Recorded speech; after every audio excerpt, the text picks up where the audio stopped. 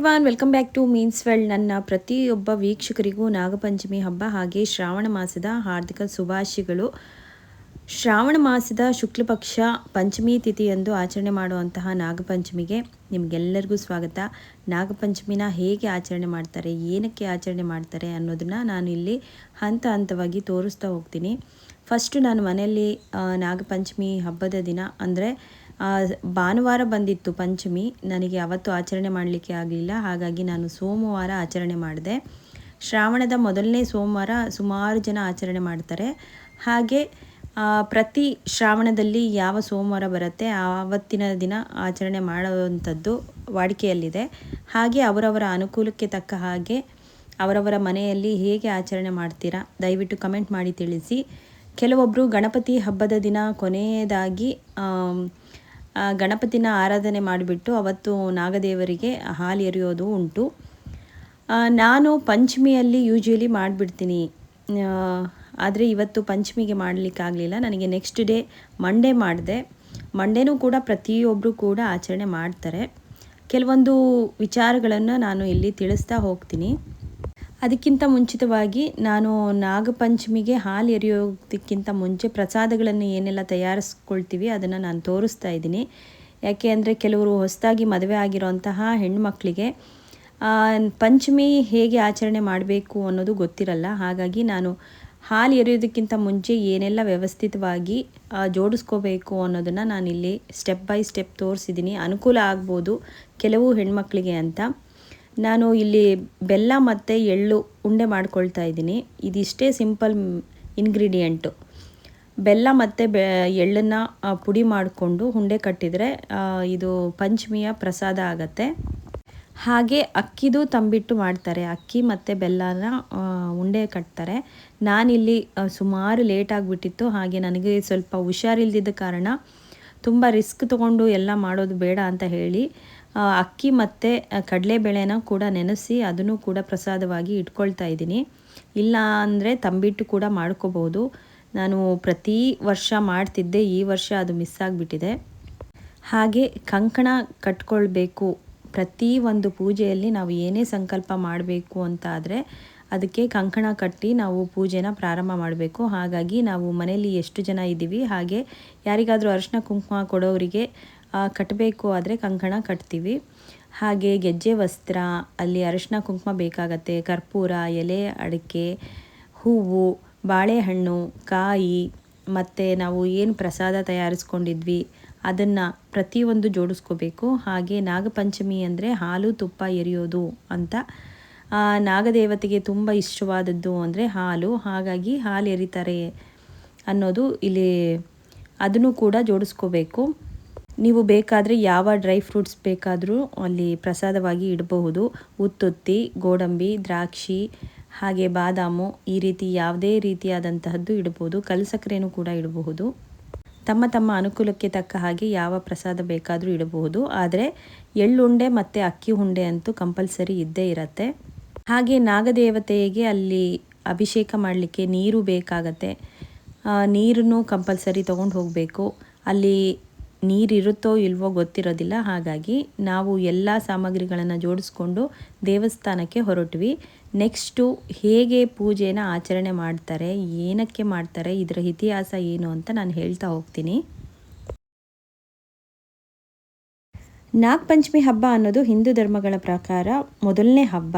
ಅಂದರೆ ಶ್ರಾವಣ ಮಾಸ ಸ್ಟಾರ್ಟ್ ಆದಾಗ ಶುಕ್ಲ ಪಕ್ಷದಲ್ಲಿ ಪ್ರಥಮ ಪಂಚಮಿ ತಿಥಿಯಲ್ಲಿ ಪ್ರಾರಂಭ ಆಗುವಂಥ ಹಬ್ಬ ಅಂದರೆ ನಾಗಪಂಚಮಿ. ಈ ಹಬ್ಬದಿಂದ ಶ್ರಾವಣದಲ್ಲಿ ಸುಮಾರು ಹಬ್ಬಗಳು ಬರುತ್ತೆ.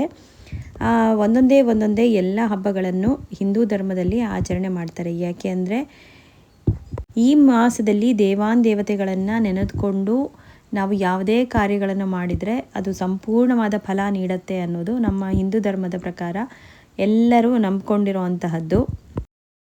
ನಾಗಪಂಚಮಿ ಆಚರಣೆಯ ಹಿಂದೆ ಹಲವಾರು ಧಾರ್ಮಿಕ ಹಾಗೆ ಪೌರಾಣಿಕ ಮತ್ತು ಪ್ರಕೃತಿಯನ್ನು ಒಳಗೊಂಡಿರುವಂತಹ ಹಲವಾರು ನಂಬಿಕೆಗಳು ಇವೆ. ನಾಗದೇವತೆಗಳನ್ನು ಕುಟುಂಬದ ಆರೋಗ್ಯ, ಕ್ಷೇಮ, ಸಂತೋಷ ಹಾಗೆ ಸಮೃದ್ಧಿಗಾಗಿ ಪ್ರಾರ್ಥಿಸಲಾಗುತ್ತೆ. ನಮ್ಮ ಪ್ರಕೃತಿಯಲ್ಲಿರುವ ಹಲವಾರು ಜೀವರಾಶಿಗಳಿಗೆ ಗೌರವ ತೋರಿಸುವ ಒಂದು ಸಂಕೇತ ಇದು. ಮಳೆಗಾಲದಲ್ಲಿ ಹಾವುಗಳು ಬಿಲದಿಂದ ಎಲ್ಲ ಹೊರಗಡೆ ಬರುತ್ತೆ.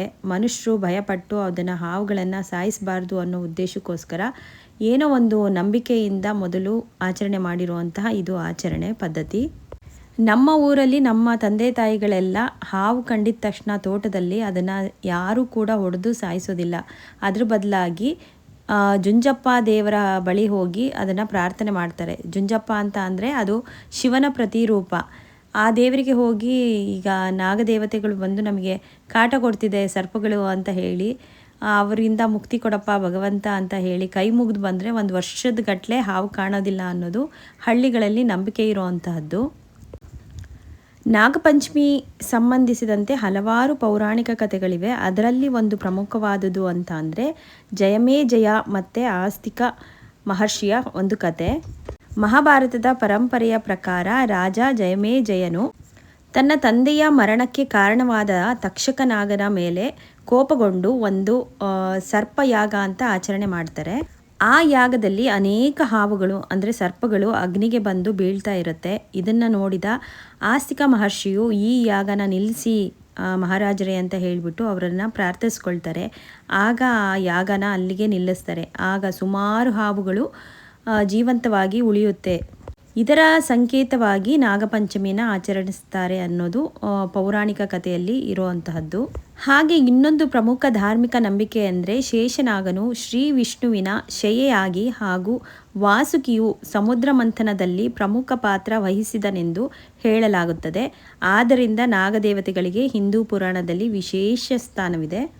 ಇತಿಹಾಸ ಆಯಿತು. ಈಗ ಆಚರಣೆ ಹೇಗೆ ಮಾಡೋದು ಅಂತ ನೋಡೋಣ. ನಾನು ತಂದಿರುವಂತಹ ಪ್ರತಿಯೊಂದು ಪ್ರಸಾದನ ನಾಗದೇವತೆ ಮುಂದೆ 5 ಭಾಗವಾಗಿ ಅದನ್ನು ಇಟ್ಟಿದ್ದೀನಿ. ಅಂದರೆ 5 ಜನ ಮುತ್ತೈದೆಯರಿಗೆ ನೀಡುವಂಥದ್ದು, ಹಾಗೆ ಒಂದು ನಾಗದೇವತೆಗೆ ಅರ್ಪಣೆ ಮಾಡುವಂಥದ್ದು ಅಂತ ಜೋಡಿ ಎಲೆಗಳಾಗಿ 5 ಎಲೆಗಳನ್ನು ಇಟ್ಟು ಅದರಲ್ಲಿ ಬಾಳೆಹಣ್ಣು, ಅಡಿಕೆ, ಹೂವು, ತಂದಿರುವಂತಹ ಎಳ್ಳು ಉಂಡೆ, ಹಾಗೆ ಅಕ್ಕಿ ಉಂಡೆ ಮತ್ತು ಡ್ರೈ ಫ್ರೂಟ್ಸು ಎಲ್ಲವನ್ನು ಇಟ್ಬಿಟ್ಟು ದೇವರಿಗೆ ಆರತಿ ಮಾಡಿ ಆ ಆರತಿನ ನಾವು ತಗೊಂಡು ನೆಕ್ಸ್ಟು ಹಾಲು ಎರೆಯುವಂತಹ ಪದ್ಧತಿ.